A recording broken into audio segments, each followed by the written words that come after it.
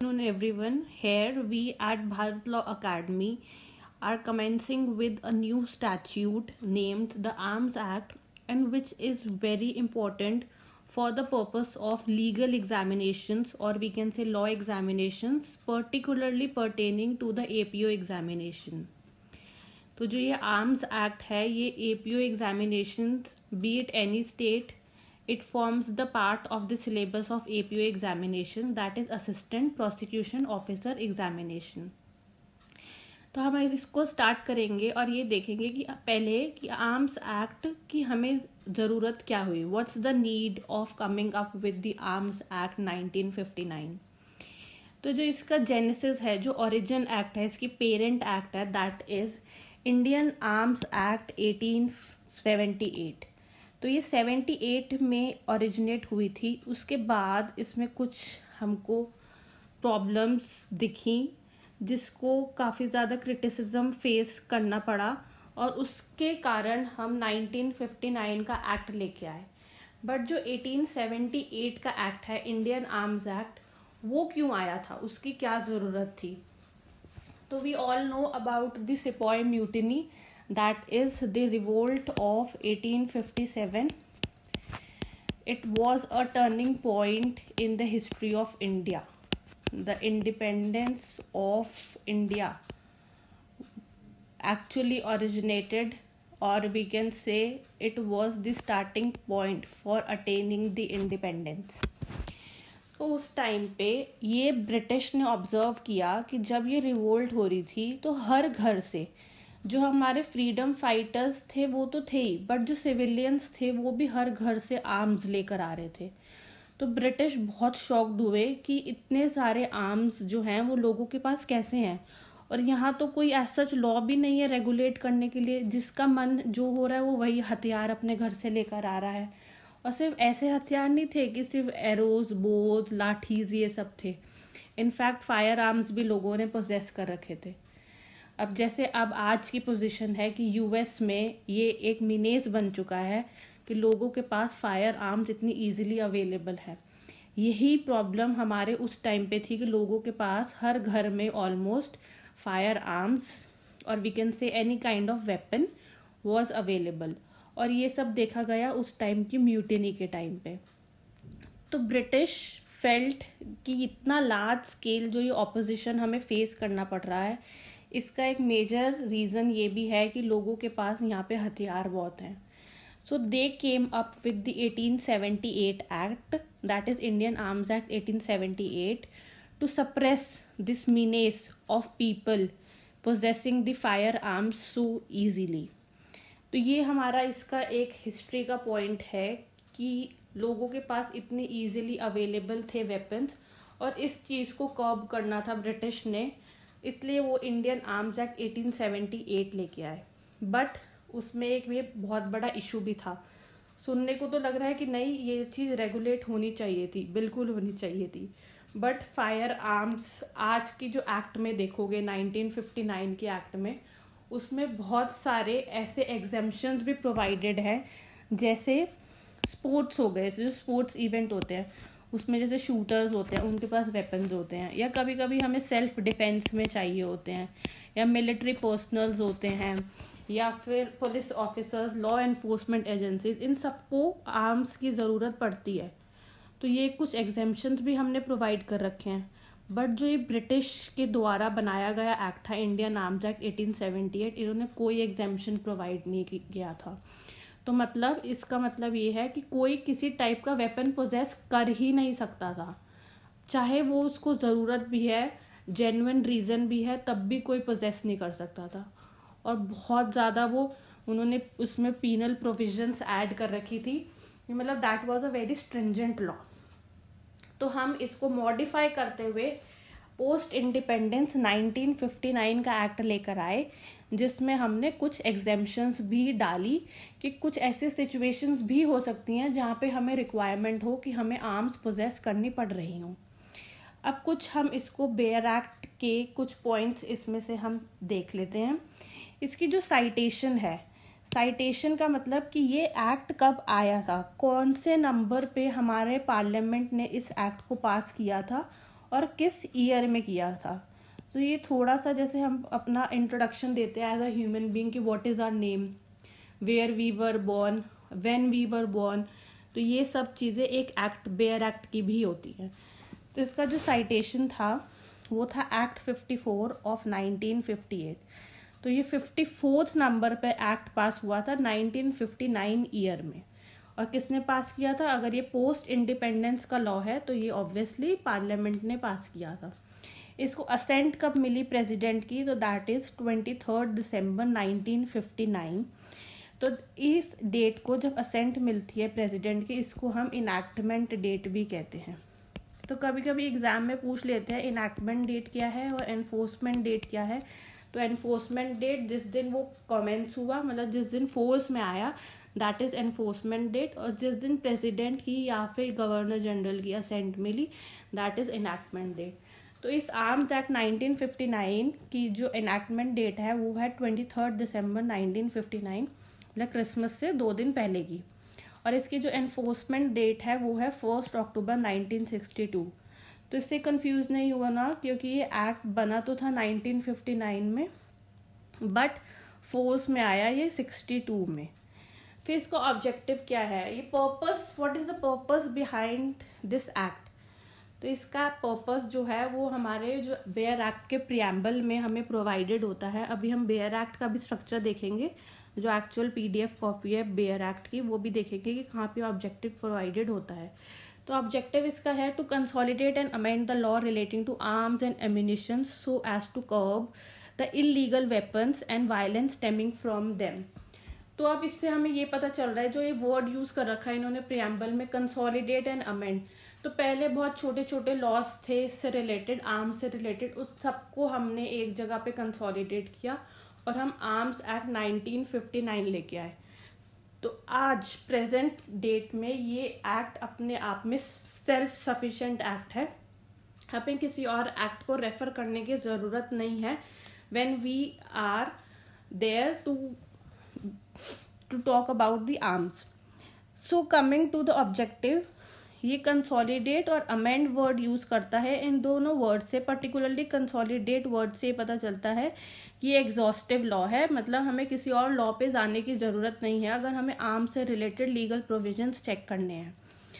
और ये क्यों ऐसा एक्ट लाया गया? क्योंकि उस टाइम पे बहुत ज़्यादा इलीगल वेपन्स हो गए थे, मतलब बिना लाइसेंस के लोग वेपन्स पोजेस कर रहे थे और इससे वायलेंस सोसाइटी में बहुत ज़्यादा बढ़ रही थी। तो इसको कर्ब करने के लिए ये एक्ट लानी ज़रूरी थी।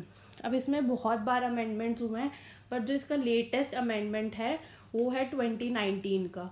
ऑल्दो ये सिर्फ एक अमेंडमेंट नहीं है, इसमें अमेंडमेंट हुए हैं 1971 में भी, फिर 1983 में भी, फिर 1985 में, 1988 में, फिर लेटेस्ट अमेंडमेंट हुआ है 2019 में। तो हमें जो पढ़ना है अच्छे से, हम एक अलग से वीडियो भी बनाएंगे, वो 2019 के अमेंडमेंट्स पे बनाएंगे, इससे क्वेश्चन आने के हाई चांसेस हैं। तो 2019 अमेंडमेंट लेटेस्ट अमेंडमेंट है, जो फोर्स में कब आया ये हमें पता होना चाहिए। वो आया था 14 दिसंबर 2019 में, ये वाला अमेंडमेंट। और इसका जो साइटेशन है इस अमेंडमेंट का, दैट इज एक्ट 48 ऑफ 2019। अब टेरिटोरियल एक्सटेंट क्या है इस एक्ट का, मतलब ये कहाँ कहाँ अप्लाई होता है? तो ये होल ऑफ इंडिया पे अप्लाई होता है। तो जो JNK रीऑर्गेनाइजेशन एक्ट था, उसने ये वाला क्लॉज कि JNK पे अप्लाई नहीं होगा ये रिमूव कर दिया है। तो जो ये सब चीज़ें हमारे सेक्शन 1 में प्रोवाइडेड है। तो हम जब सेक्शन 1 की बेयर एक्ट रीडिंग देखेंगे, वहाँ पे हमें देखेंगे कि 2019 में जो अमेंडमेंट हुई उससे इसका एक्सटेंट होल ऑफ इंडिया पे कवर कर दिया गया है। अब जो स्कीम देखते हैं हम इस एक्ट की कि व्हाट इज द स्कीम, मतलब स्ट्रक्चर क्या है इसका, रॉ स्ट्रक्चर क्या है इस एक्ट का। तो इसमें 6 chapters are there and 46 sections are there. कोई शेड्यूल नहीं है।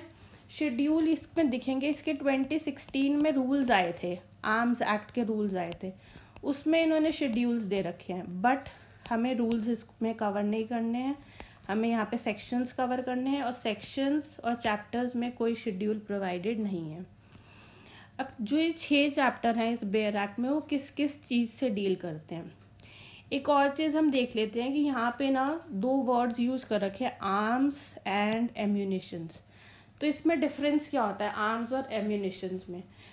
तो जो हम डिवाइस यूज़ करते हैं, सपोज ये गन है, एक फायर आर्म है, तो जो गन हम यूज़ करेंगे वो तो हो गया हमारा आर्म, मतलब जो डिवाइस, मैकेनिकल डिवाइस यूज़ किया जाएगा। जो इसमें से शॉट होगी bullet, that is called ammunitions. तो इसमें से या तो बुलेट निकल रही है या गन पाउडर या कोई भी एक्सप्लोसिव जो निकल रहा है, वो सारी चीज़ें होते हैं एम्यूनिशंस में। तो जो फायर आर्म्स में से रिलीज होता है explosive material, that is called ammunition. और जो मैकेनिकल डिवाइस जिसको यूज करके हम एक्सप्लोजन करते हैं उसको हम कहते हैं आर्म्स। तो ये डिफरेंस है आर्म्स और एम्यूनिशंस में। अब हम ये देख लेते हैं कि जो 6 चैप्टर हैं इस एक्ट में वो किस किस चीज़ से डील करते हैं। फर्स्ट चैप्टर ऑब्वियसली हर एक्ट में प्रिलिमिनरी चैप्टर होता है। तो प्रिलिमिनरी चैप्टर किस चीज़ से डील करता है, ये शॉर्ट टाइटल बताता है एक्ट का। काफ़ी सारे एक्ट्स होते हैं जिनका टाइटल बहुत बड़ा होता है, तो एक छोटा टाइटल देने की ज़रूरत पड़ती है। ऑल्दो इसका तो जो एक्चुअल लॉन्ग टाइटल और शॉर्ट टाइटल सेम ही है, तो ये शॉर्ट टाइटल बताता है। फर्स्ट चैप्टर जो होता है एक्सटेंट बताता है, जो हमने देखा कि टेरिटोरियल एक्सटेंट क्या होगी, और कब से कमेंस होगा ये बताता है प्रिलिमिनरी सेक्शन। प्लस ये क्या बताता है कि जो इम्पोर्टेंट डेफिनेशन, जो वर्ड्स को हमें रेफर करना होगा पूरी एक्ट में, उनकी डेफिनेशंस भी प्रिलिमिनरी चैप्टर में प्रोवाइडेड है। तो 2 सेक्शंस हैं चैप्टर 1 में, सेक्शन 1 एंड 2। 1 डील कर रहा है short title, extent and commencement, और सेकंड सेक्शन डील कर रहा है डेफिनेशंस एंड इंटरप्रिटेशन से। Then coming to the second chapter, बहुत इंपॉर्टेंट चैप्टर है ये, जो किससे डील करता है कि acquisition, possession, manufacture, sale, import, export and transport of arms and ammunition. तो ये कितनी, इसका जो रेंज है और इसका एम्बिट कितना वाइड है कि किस किस चीज़ से लीगल प्रोविजंस किस किस चीज़ से डील करते हैं, कि कैसे आप एक्वायर कर रहे हो, कब कर सकते हो acquire of arms and ammunition, कैसे पोजेस कर सकते हो, कैसे मैन्युफैक्चर कर सकते हो, किस किस टाइम पे, कैसे सिचुएशन में आपको लाइसेंस की रिक्वायरमेंट होगी, कैसे सेल कर सकते हो, कैसे इंपोर्ट एक्सपोर्ट कर सकते हो इनका, और कैसे ट्रांसपोर्टेशन कर सकते हो आर्म्स और एम्यूनिशंस का। तो इसके जो सेक्शंस हैं वो रेंज करते हैं 3 to 12। तो जितने भी इससे रिलेटेड रूल्स एंड रेगुलेशंस हैं वो हम चैप्टर 2 में पढ़ेंगे। Then chapter 3 relates to the provisions which are pertaining to the licences.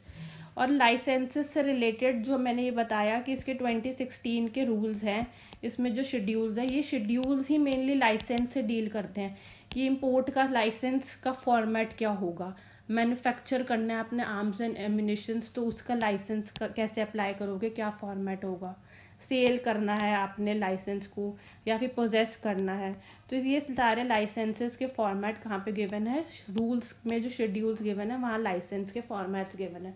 But इसके कुछ लीगल प्रोविजंस भी तो होंगे कि कैसे आप प्रोक्योर करोगे, क्या प्रोसीजर रहेगा लाइसेंस अप्लाई करने का, किसी भी अगर आपको फायर आर्म कोई पोजेस करना है, तो ये सारे प्रोविजंस आपको चैप्टर 3 में मिलेंगे, जो रेंज करता है सेक्शन 13 टू सेक्शन 18। तो किस तरीके से आपको लाइसेंस ग्रांट किया जाएगा, क्या ग्राउंड्स होंगे जब आपको आर्म्स का लाइसेंस रिफ्यूज़ कर देंगी अथॉरिटीज़, कितनी फ़ी पे करनी होगी लाइसेंस की, तो ये सारे प्रोविजंस आपको मिलेंगे चैप्टर 3 में। Then coming to chapter 4 of this act, वो किससे डील करता है, वो डील करता है कि जो हमारे गवर्नमेंट ऑफिशियल्स और अथॉरिटीज़ हैं जिनको ये वाला हमने टास्क दिया है कि आपने लाइसेंस इशू करने हैं, वो किस तरीके से इस वाली एक्ट को, हमारा जो आर्म्स एक्ट है, इसको कैसे एनफोर्स करेंगे। तो ये जो सारी पावर्स डिफाइंड है गवर्नमेंट ऑफिशियल्स की, ये चैप्टर 4 में डिफाइंड है, और ये रेंज करता है सेक्शन 19 टू सेक्शन 24B।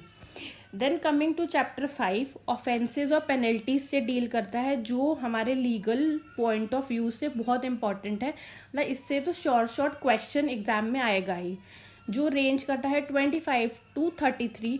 और ये बताता है कि कौन से जो हमने रूल्स यहाँ पे प्रिस्क्राइब किए थे, जैसे चैप्टर 2 में रूल्स एंड रेगुलेशंस थे, अगर इसका ब्रीच किया तो कौन सी पनिशमेंट मिलेगी, कितनी पनिशमेंट होगी, क्या पेनल्टी अप्लाई होगी, ये चैप्टर 5 में बताया गया। और ये इसके रेंज है 25 to 33। Then coming to chapter number 6 जो मिसलेनियस से डील करता है। मिसलेनियस का मतलब एक residuary kind of a chapter, और इसमें हम बताएंगे कि हमने अब पीनल प्रोविजंस तो इसके देख लिए कि क्या प्रोसीजर होगा लाइसेंस का, क्या रूल्स रेगुलेशंस होंगे, उनका ब्रीच किया तो क्या पेनल्टी लगेगी। बट कहीं ना कहीं हमें एग्जेम्पशन भी तो प्रोवाइडेड होने चाहिए ना। अगर हम इस सोसाइटी में रह रहे हैं तो हमारी जेन्युइन नीड्स भी हो सकती हैं आर्म्स पोजेस करने की। तो वैसे वो एग्जेम्पशंस कहाँ पे प्रोवाइडेड है हमें, चैप्टर नंबर 6 में, जो रेंज करता है 34 to 46। तो ये एक्ट छोटा सा ही है, ऑल्दो कुछ टेक्निकल टर्म्स इसमें होंगी, जैसे आर्म से रिलेटेड हमें कुछ टर्म्स आती हैं कि बोर, बैरल्स या फिर मजल्स, कैलिबर, ये कुछ टर्म्स आएंगे। इसको हम साथ साथ देखेंगे विद द डायग्राम कि जैसे कार्ट्रिजेस, बुलेट्स, इन सब में क्या डिफरेंस है, तो इसको हम बिल्कुल साथ में क्लियर करेंगे। बट वही है कि हमें यहाँ पे बैलिस्टिक्स की स्टडी तो करनी नहीं है ना, तो हमने हॉप्लोलॉजी करनी है। Hoplology is basically it is the study of weapons, और बैलिस्टिक्स भी हमारे जो फायर आर्म्स होते हैं, इनके बुलेट्स की, प्रोजेक्टाइल की जो स्टडी होती है, दैट इज़ इन बैलिस्टिक्स। तो हमें इतना डेप्थ में तो जाना नहीं है, बट जो एक्ट के लिए रिक्वायर्ड है हमारे कुछ टर्म्स समझने, वो हम साथ साथ समझेंगे। अब हम इसका थोड़ा सा स्टार्टिंग कर लेते हैं इस एक्ट की। जो हमारा सेक्शन नंबर 1 है वो डील करता है short title, extent and commencement. अब एक बारी हम इसमें बैराक देख लेते हैं, जस्ट अ सेकेंड। अब इसमें हम बैराक देखते हैं और इसमें देखते हैं कि फर्स्ट जो सेक्शन है वो डील किससे करता है, short title, extent and commencement. This act may be called the arms act 1959, यह शॉर्ट टाइटल है। अब ये सेकेंड प्रोविजन का कह रहा है, it extends to the whole of India. अब इसमें एक ये अच्छी चीज़ है कि ये ऑलरेडी पूरे इंडिया पे अप्लाई करता था। ये JNK वाली जो वो थी एग्जेम्पशन थी वो इसमें प्रोवाइडेड नहीं थी, तो ये ऑलरेडी होल ऑफ इंडिया पे इसका एप्लीकेशन था। Then it shall come into force on such date as the central government may by notification in the official gazette appoint. तो ये डेट क्या है, किस दिन ये फोर्स में आएगा, जो हमने अभी एनफोर्समेंट डेट पढ़ी, तो एनफोर्समेंट डेट वॉज 1 अक्टूबर 1962। इसका मतलब गांधी जयंती से एक दिन पहले ये फोर्स में आया। देन कमिंग टू सेक्शन 2, उससे पहले हम एक बारी प्रियम्बल भी देख लेते हैं, ऑल्दो हम उसमें देख चुके हैं, बट एक यहाँ पे भी देख लेते हैं। Act to consolidate the and amend the law relating to arms and ammunition. तो हम आर्म्स और एम्यूनिशन का डिफरेंस देख चुके हैं। यहाँ पे कंसोलिडेट एंड अमेंड लिखा हुआ है, तो कंसोलिडेट से पता चलता है कि ये एग्जॉस्टिव लॉ है, हमें कोई और लॉ रेफर करने की रिक्वायरमेंट नहीं है। अब हमने फर्स्ट चैप्टर का फर्स्ट सेक्शन देख लिया, जो शॉर्ट टाइटल, एक्सटेंट और कमेंसमेंट, इन 3 चीज़ों से डील कर रहा है। Then coming to section 2 which deals with definitions and interpretations. या पिक्यूलियर चीज़ ये है कि कुछ एक्ट डेफिनेशन लिखती हैं, कुछ एक्ट इंटरप्रिटेशन लिखती है, पर इस एक्ट ने जो मार्जिनल हेडिंग लिखी है सेक्शन 2 की, वो लिखी है डेफिनेशन एंड इंटरप्रिटेशन दोनों ही। तो इसका जो फर्स्ट क्लॉज है वो किससे डील कर रहा है, इसको हम एक बारी नोट से देख लेते हैं।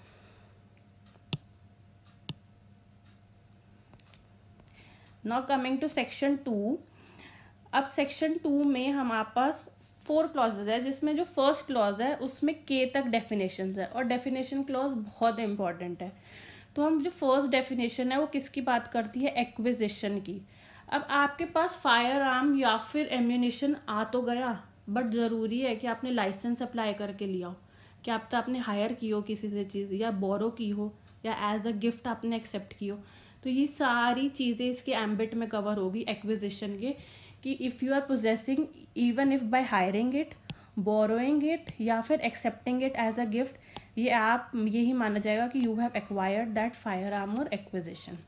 अब यहाँ पे इंक्लूड्स यूज़ करता है ये डेफिनेशन में, तो इसका मतलब it is not an exhaustive definition but an inclusive definition, मतलब इसमें और टर्म्स भी ऐड हो सकती है। तो next coming to second definition which talks about ammunition, very very important. अब ये बताया था कि अब सपोज़ ये कोई मैकेनिकल डिवाइस है, मतलब mechanical device in the sense अगर सपोज़ ये गन है और इससे जो बुलेट फायर होगी दैट इज़ एम्यूनिशन, और ये है आर्म हमारा। तो एम्यूनिशन किस किस टाइप की हो सकता है, सिर्फ बुलेट थोड़ा हो सकती है, किसी डिवाइस से हम रॉकेट भी फायर कर सकते हैं, बॉम्ब भी फेंक सकते हैं, ग्रेनेड्स भी फायर कर सकते हैं, शेल्स भी फायर कर सकते हैं, मिसाइल्स भी फायर कर सकते हैं। तो ये सारे एम्यूनिशन में कवर होते हैं, rockets, bombs, grenades, shells and missiles. Then article design for torpedo service and submarine mining. तो एम्यूनिशन में और क्या आ सकता है, आर्टिकल्स जो भी डिज़ाइन किए गए हैं टॉर्पिडो सर्विस और सबमरीन माइनिंग। टॉर्पिडो सर्विस क्या होता है, ये एक मतलब सिगार शेप का, जैसे बुलेट शेप होती है ना, ऐसा एक वेपन होता है और वो यूज़ किया जाता है टू डिस्ट्रॉय द शिप्स। तो ये अंडरग्राउंड यूज़ किया जाता है, फायर किया जाता है कि सपोज़ हमारी एनिमी कंट्री की कोई या फिर कोई एलियन शिप आ रही है और उसको डिस्ट्रॉय करना है, कि वो हमें it can cause a danger to our territory, तो हम उसमें टॉर्पीडोज लॉन्च करते हैं। और सबमरीन माइनिंग क्या होती है, जैसे लैंड माइन्स होती है ना, ऐसे ही under water marine submarine mines लगाई जाती हैं, कि जो अगर किसी फॉरेन टेरिटरी की सबमरीन या शिप आ रही हैं तो उसको वो डिस्ट्रॉय कर दें। और ये इसकी शेप पता है कैसी होती है, ऐसे होता है, ये कोविड टाइप का शेप होता है, ऐसे इसकी स्पाइक्स होती हैं और ऐसे ये पानी में नीचे प्लांटेड होती हैं, तो इसको सबमरीन माइंस कहते हैं।